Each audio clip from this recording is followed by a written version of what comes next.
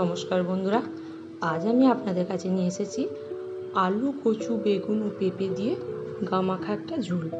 খুবই হালকা তেল মশলা দিয়ে এটা বানাবো। তো চলুন, প্রথমেই আমি সবজিগুলোকে কেটে নিয়েছি। কেটে ভালো করে ধুয়ে প্রেসারে একটা সিটি দিয়ে নেব। তাতে দেব সামান্য একটু নুন ও হলুদ দিয়ে প্রেসারটা আটকে আমি একটা সিটি দিয়ে দিচ্ছি। অন্যদিকে আমি একটা কড়াই বসিয়ে নিয়েছি।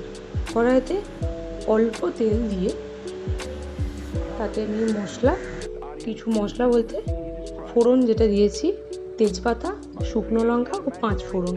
ফোড়নগুলো ভাজা হয়ে যেতে আমি দিয়ে দিচ্ছি অর্ধেকটা টুকরো করে রাখা পেঁয়াজ ও 2টো কাঁচা লঙ্কা। তো এগুলো ভালো করে ভাজা হয়ে যাওয়ার পর আমি বেগুনটা দিয়ে দিলাম। বেগুন দেওয়ার পর আমি নুন ও হলুদ দিয়ে ভালো করে ঢাকা নিয়ে ভেজে নেব। তো এটা ঢাকা নিয়ে ভাজা হচ্ছে। এই মুহূর্তে আমি অন্যদিকে যে প্রেসারটা একটা সিটি পড়ে গেছে, সবজিগুলো আমি এবার ঢেলে নেব। এই সবজির জলটা কিন্তু আমি ফেলবো না, এটা আমি মশলা কষানোর পর আমি দেব। তো দেখতেই পাচ্ছেন এখানে আমার বেগুনগুলো প্রায় ভাজা হয়ে গেছে। এই সময় ওই সিদ্ধ সবজিগুলো আমি দিয়ে দিচ্ছি। দিয়ে 2 মিনিট ভালো করে নাড়াচাড়া করে তারপর আমি দিয়ে দেবো একদম হাফ চামচ জিরে গুঁড়ো। তো হাফ চামচ জিরে গুঁড়ো দিয়ে ভালো করে কষিয়ে ওই সিদ্ধ করে রাখা সবজির জলটা আমি দিয়ে দেব। তো তারপরে 2 মিনিট ভালো করে কষিয়ে নেব।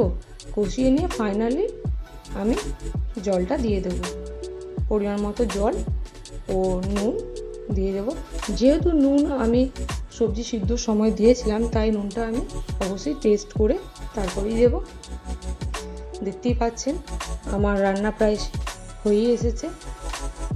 খুবই হালকা তেল মশলা দিয়ে আমি এটা বানিয়ে ফেললাম। শুধু সামান্য একটু জিরে আর হলুদ দিয়েই বানিয়েছি। রোজ রোজ তো আর আদা রসুনের রান্না আর ভালো লাগে না। ঝোল আমার ফুটে এসেছে। ব্যাস, এবার আমি নামিয়ে নেব।